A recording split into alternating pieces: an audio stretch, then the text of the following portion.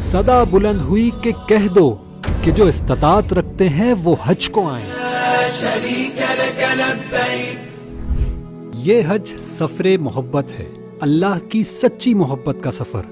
اللہ کی محبت میں دو سفید چادروں میں بن جانے، لبیک اللہم لبیک کی پکار بلند کرنے، دیوانہ وار اللہ کی اطاعت اور فرائض کی ادائیگی کی فکر میں جینے کا سفر، غریب و امیر، کالے و گورے، اعلیٰ و کمتر کا فرق مٹانے کا سفر، ہر برائی، گالم گلوچ، غصہ اور شہوانی عمل سے بچنے کی مشق کا سفر۔ یہ حج نام ہے اپنے آرام دہ بستروں کو چھوڑ کر منا کے میدان میں فرش کو بستر بنا لینے کا، 9 ذی الحج کو طلوع آفتاب ہوتے ہی عرفات کی طرف چل پڑنے کا، حج کے رکن اعظم وقوف عرفات کی ادائیگی میں عجلت کرنے کا، میدان عرفات میں سارے انسانوں کا ہاتھ اٹھا کر اللہ سے مغفرت طلب کرنے کا، گڑ گڑا کر اپنے گناہوں کی معافی مانگنے کا، اور ایک ایسے دن کو یاد کرنے کا جس کے آنے میں کوئی شک نہیں۔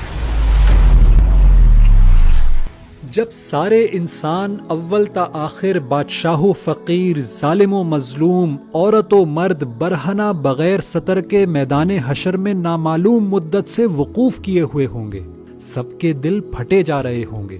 اس دن نہ کسی کی بادشاہی کام آئے گی اور نہ کوئی عذر و دلیل، نہ سفارش چلے گی اور نہ کسی کا منصب اور عہدہ، ایک ہو کا عالم ہوگا۔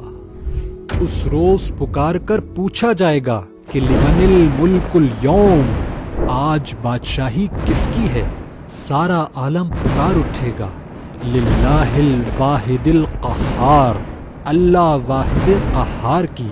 کہا جائے گا کہ آج ہر متنفس کو اس کمائی کا بدلہ دیا جائے گا جو اس نے کی تھی، آج کسی پر کوئی ظلم نہ ہوگا۔ مسلمانوں، یہ سفر حج اللہ کی بادشاہی کو ماننے کا سفر ہے، دلوں سے سارے بتوں اور شریکوں کو نکال پھینکنے کا نام ہے۔